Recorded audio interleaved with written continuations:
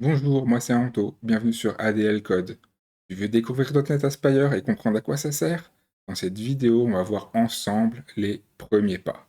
Et reste bien jusqu'à la fin, je te partagerai aussi quelques astuces pour aller plus loin rapidement avec .NET Aspire. Donc, .NET Aspire permet de créer des applications modernes, distribuées, observables et prêtes pour la production. Son point fort est de simplifier le développement local.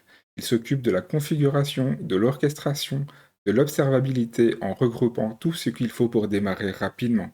Modèle de projet prêt à l'emploi, intégration avec des services comme Redis ou PostgreSQL et un dashboard en temps réel.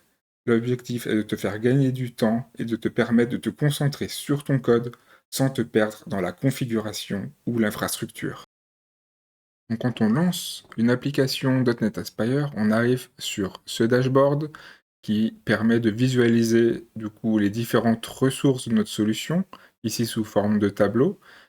Donc ici on voit que j'ai une base PostgreSQL avec une base de données à l'intérieur qui s'appelle Demo, une API, une application Blazor qui s'appelle Blazor, c'est une application WebAssembly, et une application Blazor Server. Et on va pouvoir également voir sous forme de graphes les différentes ressources et du coup constater les dépendances qu'ont les différentes ressources entre elles. Donc, ici, donc, on voit que j'ai donc une API qui accède à une base de données PostgreSQL et cette API est appelée par mes deux applications Blazor. Okay. Donc, depuis le tableau des ressources, on va pouvoir lancer nos différents fronts. Donc ici, voilà, je viens de lancer l'application Blazor Server qui charge des données directement de la base de données en faisant appel à l'API. Okay. Je vais pouvoir voir les différents logs console de mes différentes ressources. Je vais pouvoir également accéder à des logs structurés de type clé-valeur. Donc, c'est des logs applicatifs pour faciliter la lecture, le filtrage et le diagnostic en temps réel. Okay, là, j'ai filtré sur API et on voit tout ce qui s'est passé du côté de l'API. On va également avoir les traces. Donc ça, c'est un onglet que je trouve très intéressant qui va permettre de visualiser les traces distribuées de l'application afin de suivre en fait le parcours d'une requête à travers les différents services. Donc ici, j'ai un filtre sur l'API. Si je clique donc, sur un appel, je vais avoir une courbe de temps et du coup diagnostiquer les différentes lenteurs que peut avoir mon application. Donc ici, on voit qu'on a une application Blazor a fait un appel du coup à l'API qui a pris un certain temps et l'API a fait un appel à la base de données qui a duré 21 millisecondes. Et en cliquant dessus, je vais même pouvoir voir la requête SQL qui a été envoyée. D'accord. Donc ça, c'est vraiment très pratique pour évaluer les lenteurs d'une application et les différents parcours qu'une requête peut avoir.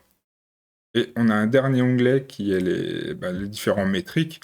Donc ça, on va pouvoir savoir du coup le nombre d'appels, le temps que ça a duré, différents métriques visuelles peuvent être très utiles pour diagnostiquer différents problèmes de notre application.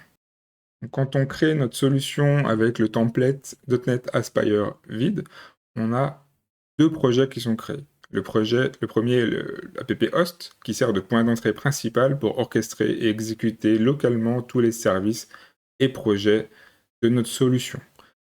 Donc, ce projet contient une classe app-host dans laquelle j'ai déclaré ma base PostgreSQL qui contiendra ma base de données DemoDB.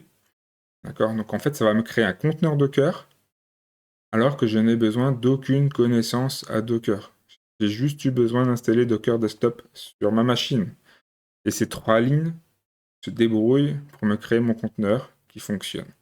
D'accord? Et dans le même esprit, on va pouvoir créer un conteneur Redis, un conteneur Elasticsearch, un conteneur Kafka, un conteneur RabbitMQ, tout ce qu'on a besoin.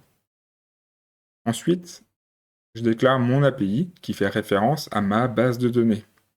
Ça va dire, en gros, injecte-moi la configuration de ma base de données dans mon API et lance l'API qu'une fois que la base de données est opérationnelle. Et ensuite, j'ai mes deux fronts Blazor qui, eux, référencent l'API. Et donc, ils seront lancés qu'une fois que l'API est opérationnelle. On a aussi un projet service default.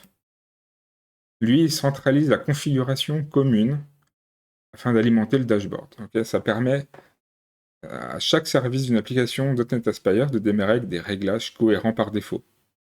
Donc, il déclare les endpoints de vie et de santé, et il va déclarer tout ce qui est les services OpenTelemetry afin d'alimenter le dashboard. D'accord?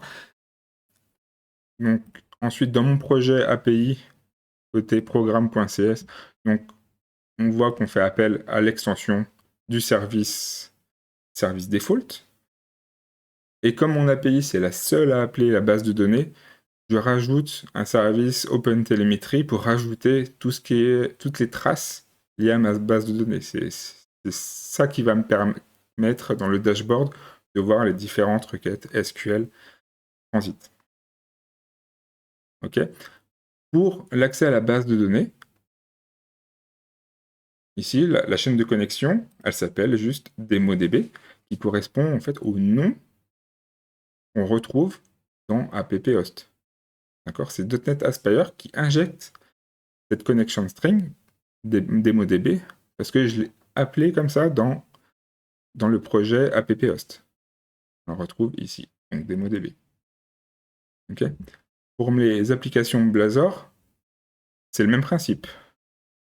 Donc si j'ouvre le fichier programme.cs, on retrouve l'appel du coup à l'extension, et pour l'API, pour l'adresse, l'URI de l'API, c'est juste http://api, parce que dans ma classe apphost.cs, j'ai appelé l'API, et c'est .NET Aspire qui me fait un lien, ce lien-là.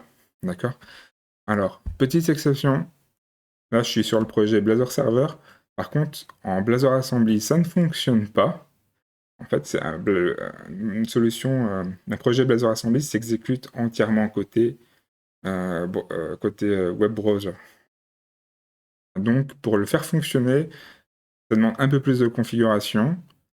Là, si je l'ouvre, par exemple, on voit que je dois utiliser le port 5000. Et c'est pour ça que dans le projet, dans la classe apphost, si je l'ouvre, j'ai déclaré ce port 5000-là spécialement pour le projet Blazor WebAssembly. Parce que, voilà, le projet WebAssembly ne s'exécute pas côté serveur, et donc .NET Aspire n'a pas la main dessus. Maintenant que tu as vu les bases, voici quelques idées pour aller plus loin avec .NET Aspire. Profite des templates et intégrations prêtes à l'emploi pour ajouter rapidement des fonctionnalités comme Redis, Kafka ou des bases supplémentaires, sans te soucier de la configuration manuelle. Je te conseille également de regarder comment utiliser le dashboard et les traces distribuées pour analyser les performances et identifier les goulots d'étranglement. Et si tu travailles sur du front WebAssembly, pense aux endpoints avec des ports fixes pour faciliter les appels aux API, comme on l'a vu.